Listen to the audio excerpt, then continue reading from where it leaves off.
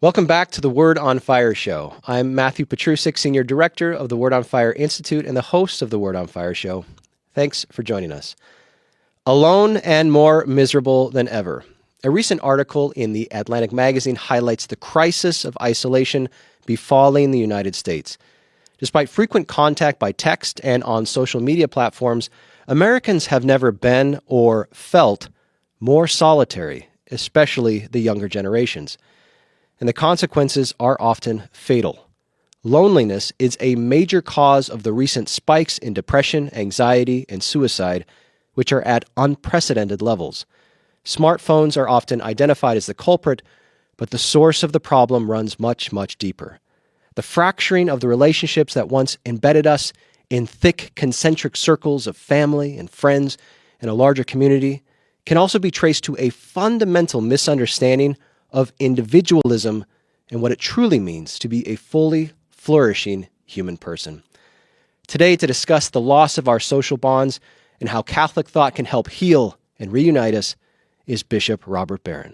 Well, Bishop, wonderful to have you in the studio again. Today we're going to be discussing healing antisocial America. But before we get in, what have you been up to recently?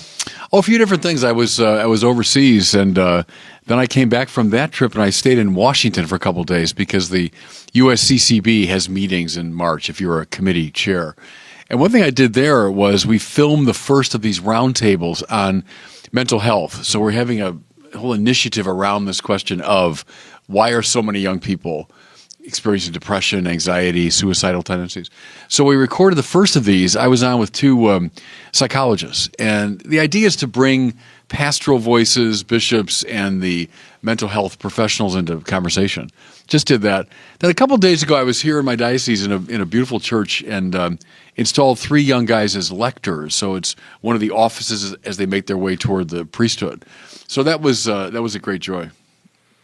Well, your work in Washington, D.C. is certainly applicable to what we're talking about today. Yeah, quite right. There's a lot of our conversation is going to be based on an article that recently appeared in The Atlantic called Why Americans Suddenly Stopped Hanging Out by Derek Thompson.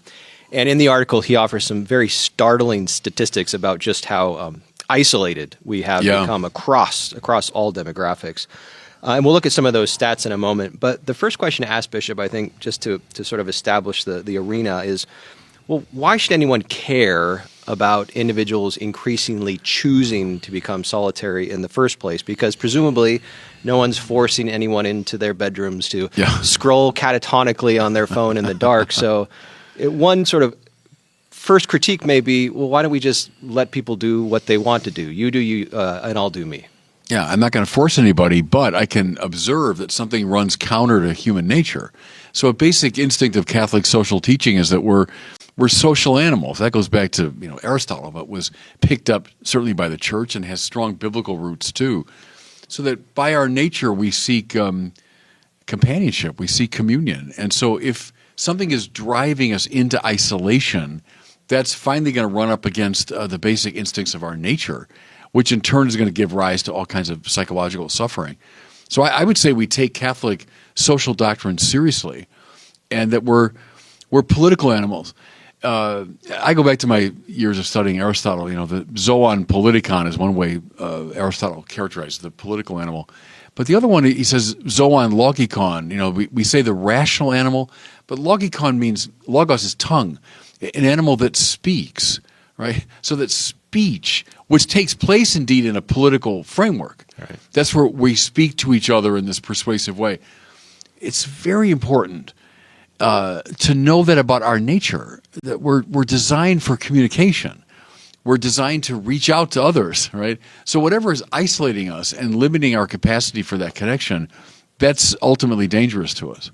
That's a fantastic bridge to my next question here.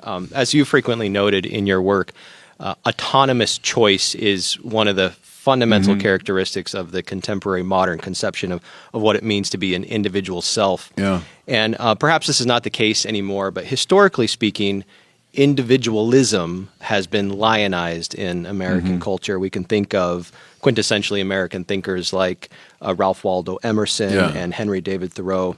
as both embodying and promoting the kind of radical individualism that says, well, I'm going to set myself apart both mentally and physically from the group. And we also tend to prioritize economic opportunity over being and staying with family.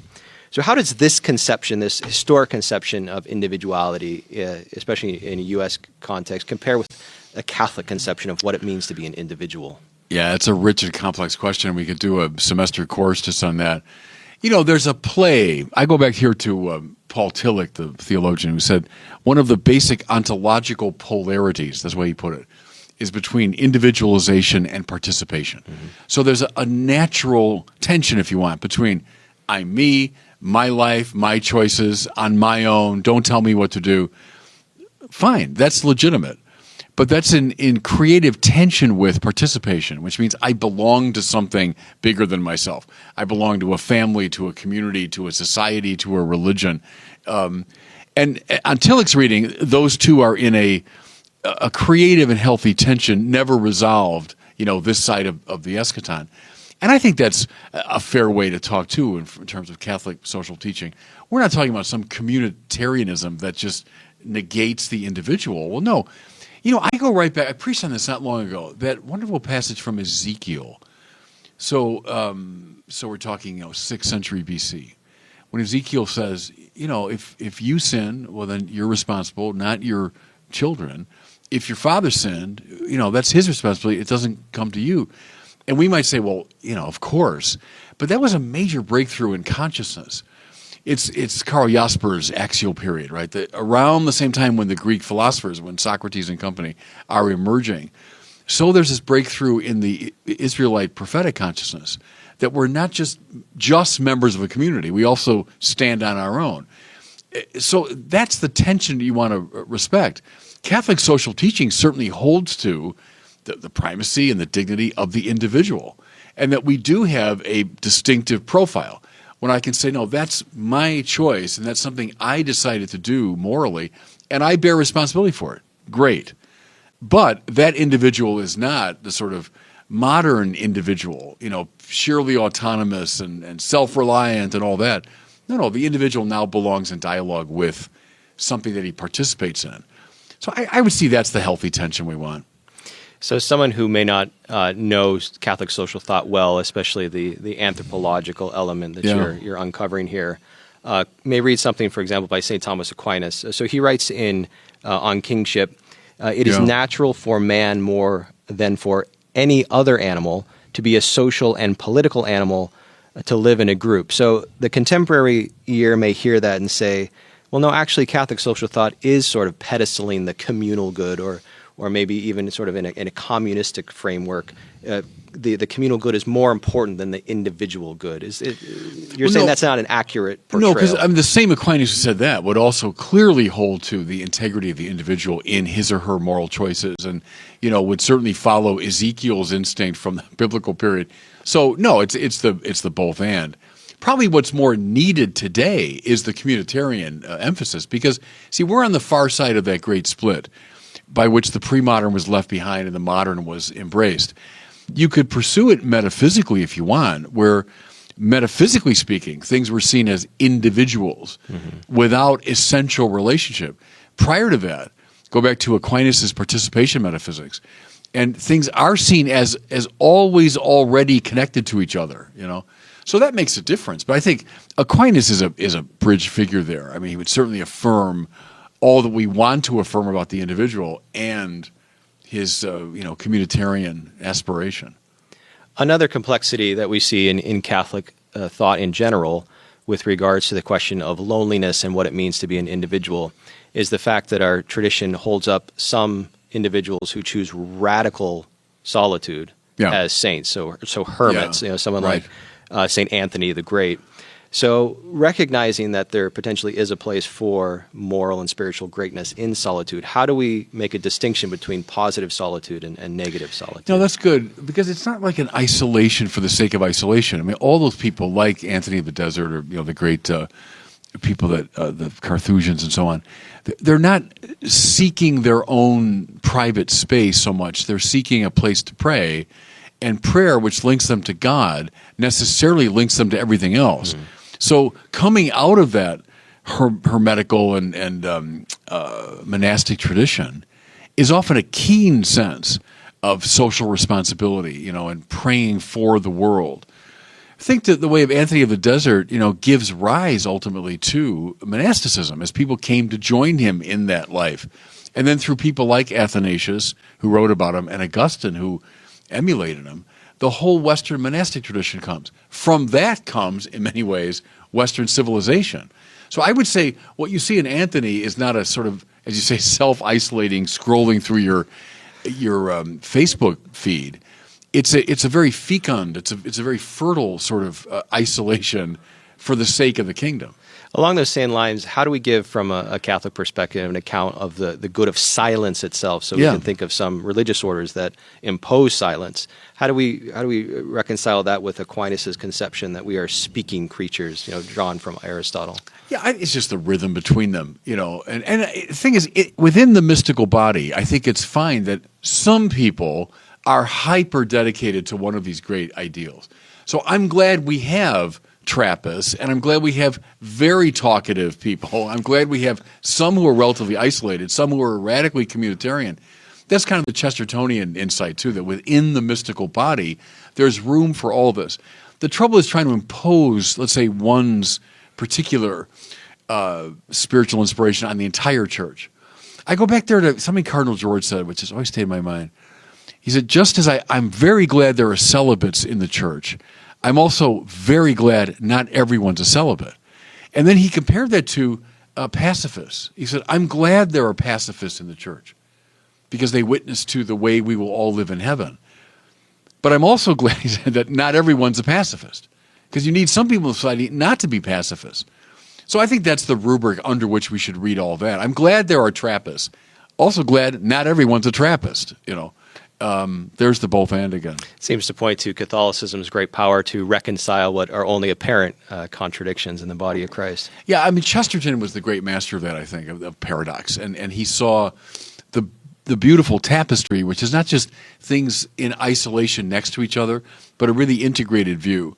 What's that lovely line he has about, because a saint fasted in the snows of the north, they throw flowers at his feast day in the south. Right. It's lovely. It's a lovely sense of the Catholic integration. What's within Catholic thought so important about physical contact, being in physical, we can even say incarnational community with each other? Well, that's the answer, right? It's very important, isn't it? Because what these machines have done to us, and we're all addicted to them. They were designed to be addictive, right. And we're all addicted to them. And screens serve a purpose. Look, we're on a screen right now, so I get it. I mean, it can be used very well, but it does distance you.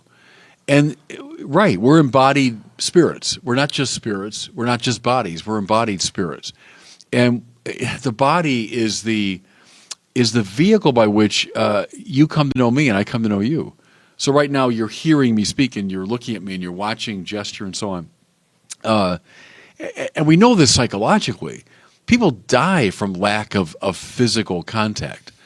So I think that's a deeply Catholic sensibility, and the screen culture is dangerous from that standpoint. I quite agree with that. That's why we have to limit screen time. Don't eliminate it, but you have to limit it. And I think parents, I mean, you know that, but the whole society, I think we should be sensitive to how involving these things are in an addictive way. Right. What about the role of the family in proper individual development? Should we understand the family as a kind of voluntary association that we choose, or something that's given to us, or I suppose both? Well, that's closer, isn't it? Yeah, it's given to us. And I like the fact the American thing is very much on my choice, and I will decide. I will enter into this. But there's always, inescapably, an always already quality to life. The fact that you and I are speaking English here, we didn't choose that. I chose to study English in the course of my life and chose to deepen my sense of it. But it was given to us. It's a world that we were born into. I think Catholic social teaching recognizes that. There are certain givens to life, one of which is our connection to each other. Willy-nilly, we're connected through God to each other. I belonged to a church from the time I was a kid. I was baptized into it long before I was capable of anything like choice. Good. Good. That's acknowledging these truths. I was a member of the mystical body long before I could choose anything, right? Just as I became an English speaker long before I could choose to speak English. I think that's, there. Go back to Tillich again. One of the other polarities he identifies, he calls it freedom and destiny. So freedom, we all get that. Destiny meant this givenness. You're given. I used to, when I taught that years ago, I used to use the example of my becoming a priest. I would say, now, did I become a priest freely? Well, yeah, I wouldn't hesitate for a moment to say that. If I tried to get out of my priestly vows, I'd have a very hard time because I know I freely entered into them. But by the same token, was it an utterly free, self-creating decision? Well, of course not. I was born into a Catholic family with pious parents, went to Catholic schools, exposed to certain influences, et cetera, et cetera. So you could say, oh, well, you were kind of destined. Yeah, I was in a way, and I entered it freely. And it's those two things play off each other all throughout life. As I'm sure you know, the French existentialist philosopher Jean-Paul Sartre famously said that hell is other people. Right. So why Sometimes is he... we all feel that way, I suppose, right. Our Sartrean moments. Sympathetic to that position sometimes. But why fundamentally is he wrong? Yeah, I mean, it's a desperately sad thing to say. And again, I get it. I'll give Sartre credit for a certain amount of honesty in saying that, because there are times you feel that way. If I could just... Think of his autobiography is called Les Mots in French, words. He was a kid that, obviously brilliant, and loved words and loved the world opened up by books, and that's where I think he felt most at home. And other people, les autres, were like that. No, I don't want that. No, we can't say that though, because we're destined. Aristotle was a much finer and deeper reader of human nature, and of course the Bible too. Understand that you can't isolate yourself. In fact, if heaven looks like love, right, then love is other people.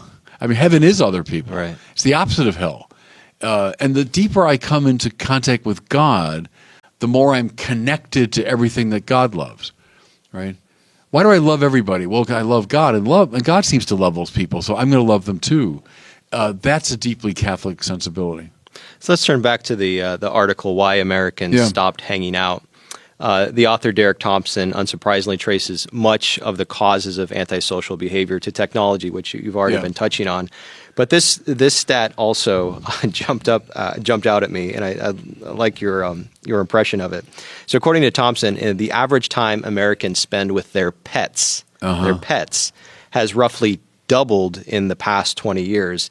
And this is a specific citation. He says, the average woman with a pet, so speaking specifically about women, spends more time actively engaged with her pets than with any other people on any given day. So it may sound absurd to ask you this, Bishop, but the data requires me to do it. Is regular contact with an animal an adequate substitute for contact with another human being? I would say no, and I say it as a dog lover. I had a dog as a kid, and I love dogs and love pets. But right, if we're the logical animal, the animal that speaks, that's where we have our that's where the contact is made. I mean, you can speak to a dog, but it's rather limited. No, it's Thomas More's line from Man for All Seasons, to serve God wittily in the tangle of our minds. And when you engage with somebody else, there's a deep satisfaction that comes from that, and the connection of the heart. Cor ad cor loquitur, Newman's famous motto. But that's important, isn't it? That heart speaks to heart. So no, you're not going to find satisfaction with a dog or with your computer screen.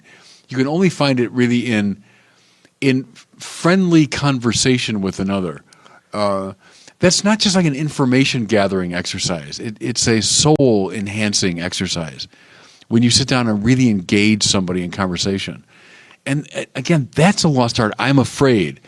I don't want to be picking on the young people, but when you're raised on these stupid machines, you lose that capacity, right? Even to pick up the social cues or how to engage in a conversation, how to start a conversation. The sheer pleasure and joy of following another as you're both seeking for the truth. If somebody's just kind of given to you on that screen and you just sort of are scrolling through it, you're not conversing. Now, can these machines be a means to cultivate conversation? Yeah, they can. They can. The trouble there, I think, is they often turn mean.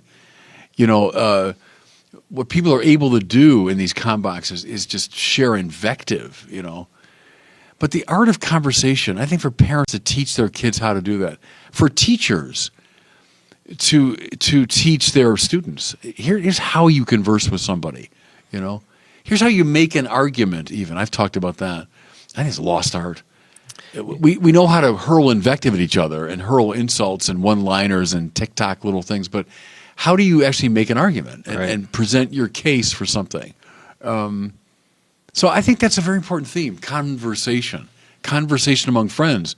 The great tradition has recognized that as key to our flourishing.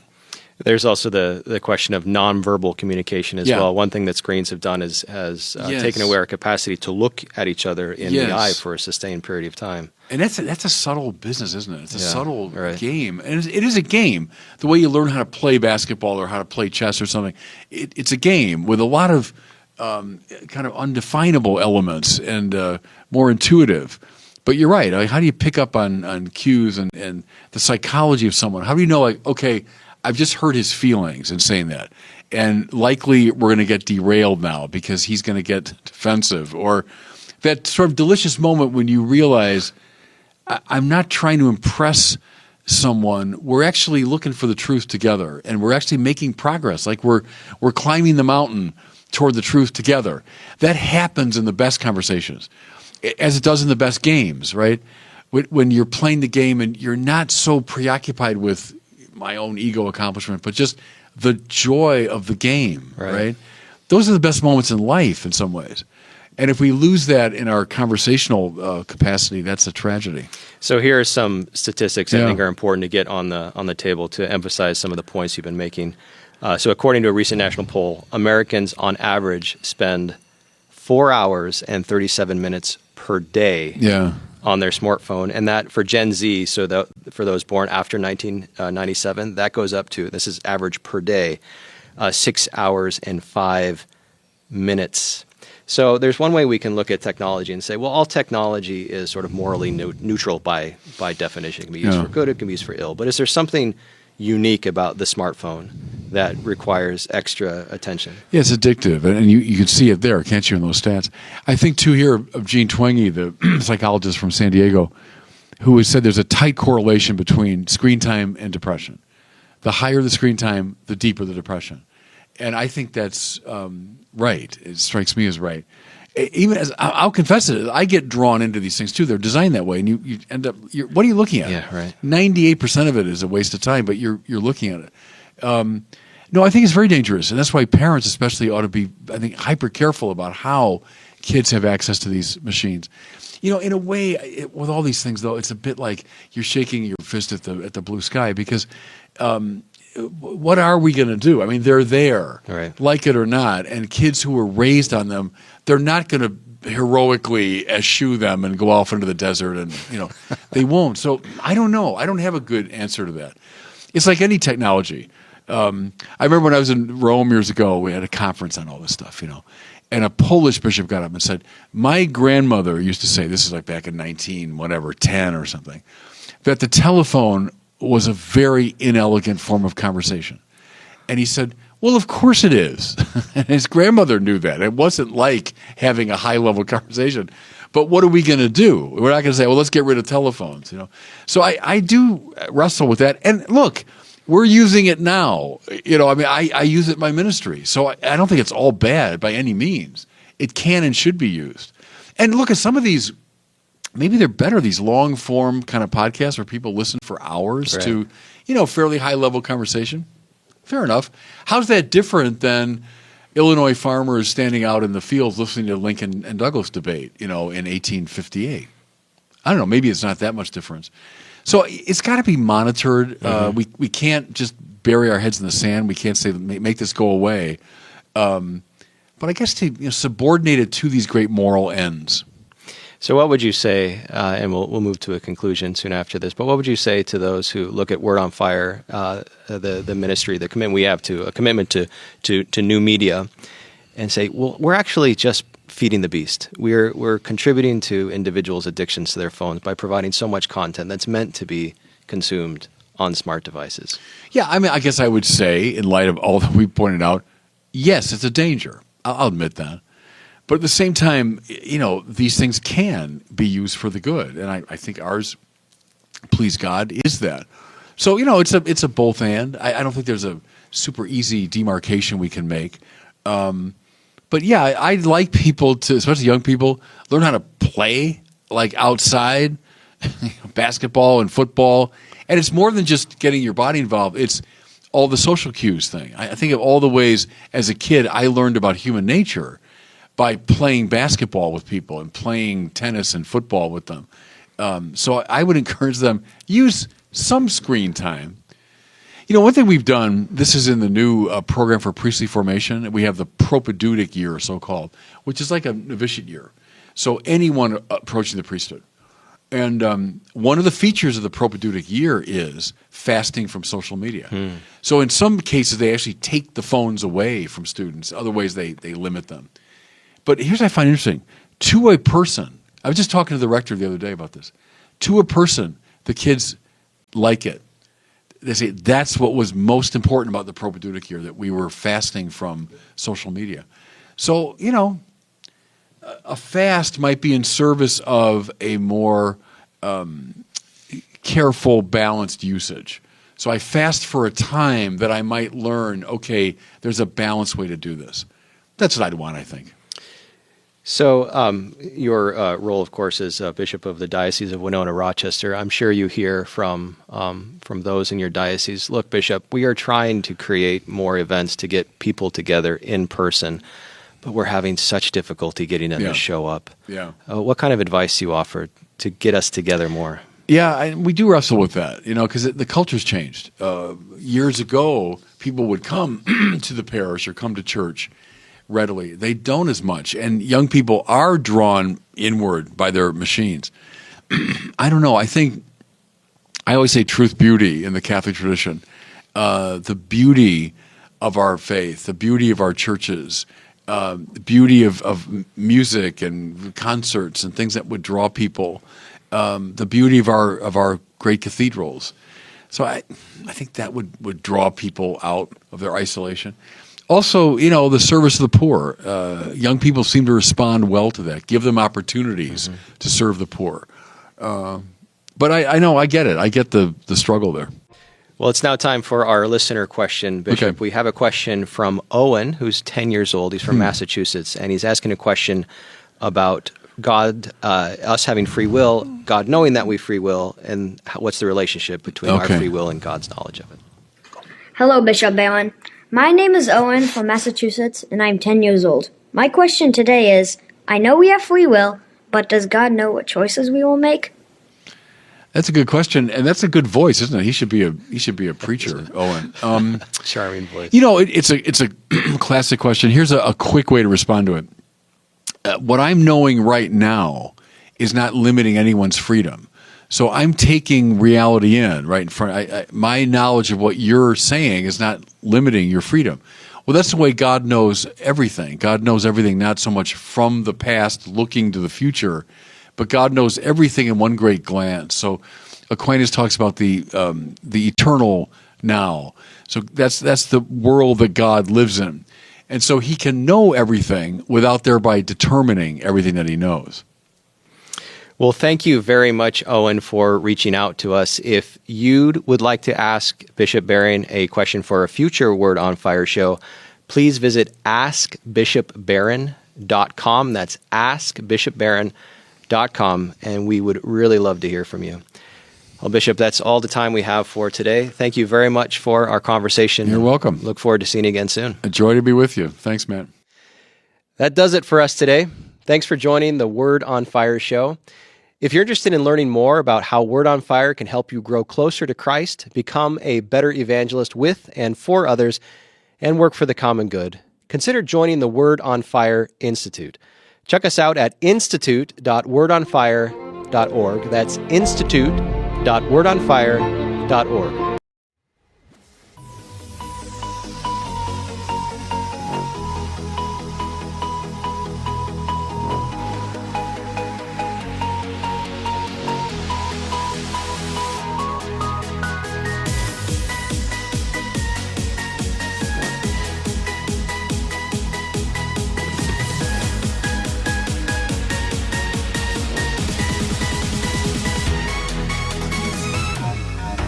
Come on.